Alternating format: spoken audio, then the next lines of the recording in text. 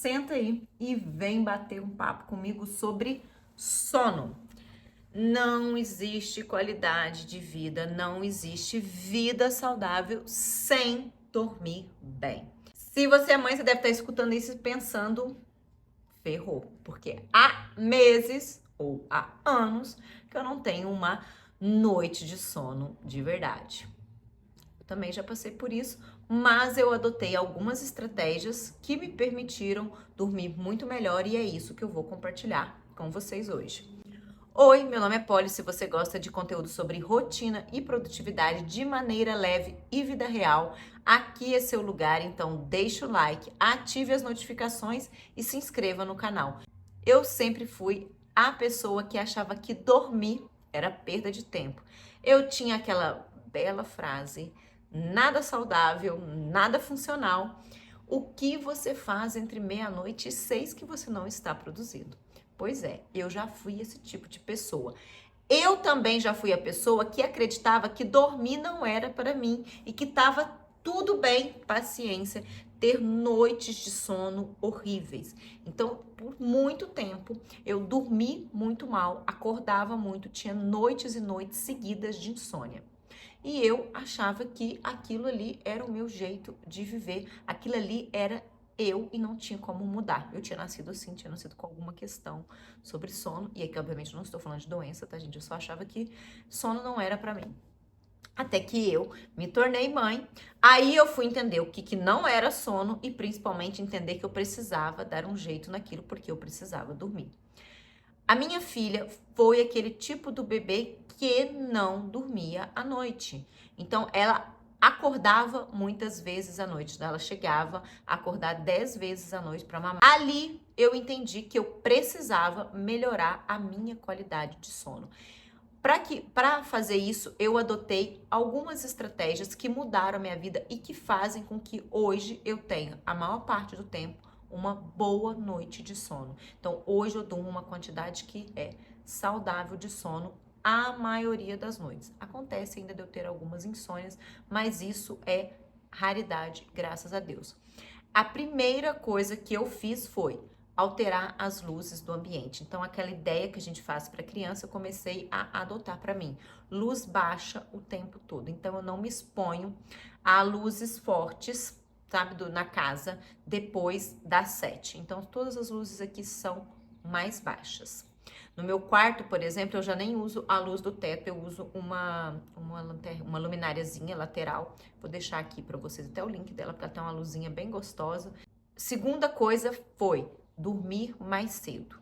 Eu entendi que eu sou uma pessoa muito matutina, que eu acordo muito cedo, então acordar 4, 5 horas da manhã é o meu natural, é um horário que eu gosto de acordar, é um horário que eu me sinto bem, que o meu corpo já tá pronto para acordar. Então eu entendi que eu precisava dormir mais cedo. Então eu comecei a me deitar entre 9 e 10 horas.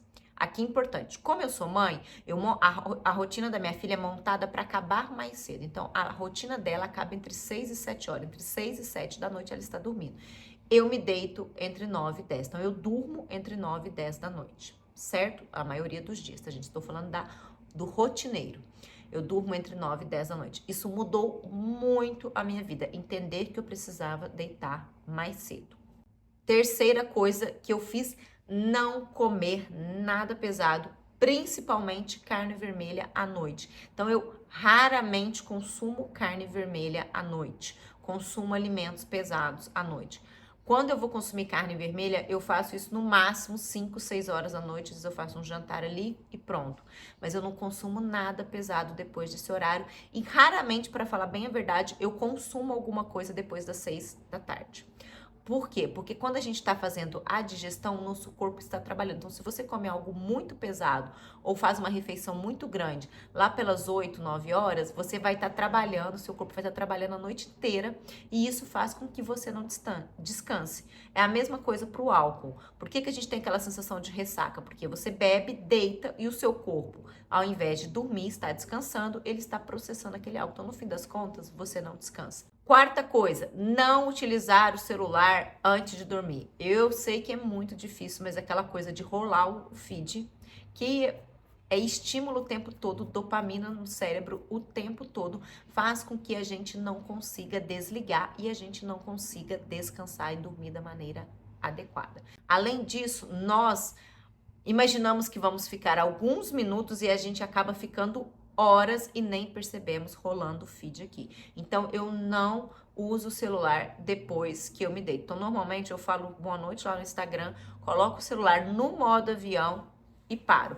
Ou eu vou assistir alguma série, aí eu coloco o brilho bem baixo na televisão, série ou filme repetido. Normalmente é filme repetido porque eu não tenho muita paciência pra série, então eu coloco um filme que eu não preciso pensar. Ou eu vou ler alguma coisa. E aí eu durmo. Então, essa é a minha rotina à noite. E por último, duas coisas que eu introduzi recentemente, que eu dou uma alternada e de vez em quando eu fico sem. Então, eu alterno os dois, que é um olhinho, vou deixar a foto aqui pra vocês, e o Koala Sleep. Então, às vezes eu tomo, principalmente o dia que tá mais friozinho, daquele aconchegozinho.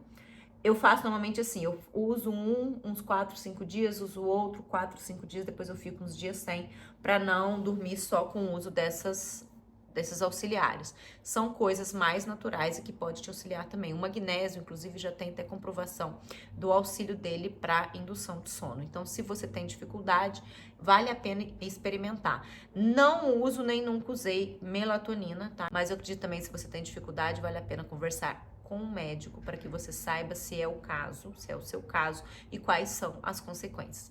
Eu notei que só com essas mudanças, só com esses 4 passos anteriores, dormir mais cedo, não usar o celular, baixar as luzes da casa e não consumir alimentos pesados à noite, a minha qualidade de sono já tinha mudado com essas atitudes. Esses outros auxiliares vieram mais recentemente, para falar bem da verdade, esse ano. E eu acredito que são também ferramentas que a gente pode usar, sei lá, teve uma sequência de noites mal dormidas, então você lançar a mão desses auxiliares, eu acredito que seja interessante também. Lembrando que consulte um médico, consulte um nutricionista para você saber se você pode usar, certo? Embora sejam coisas mais naturais, é bom você saber se você precisa, se você pode utilizar. Sono é muito importante, não negligencie isso na sua vida. Você não tem qualidade de vida. Você não é produtiva se você não dorme bem. Muitas vezes aquela irritação que você tem é falta de dormir. Para quem está em processo de emagrecimento, a falta de sono, a má qualidade do sono afeta na perda de peso. Repense a sua rotina para fazer com que você durma bem. Eu alterei toda a minha rotina para dormir melhor. Quando eu entendi que eu precisava dormir, eu fiz toda essa alteração, a principal dela, dormir mais cedo, entendeu? Então, vale a pena porque nós teremos mais qualidade de vida dormindo melhor.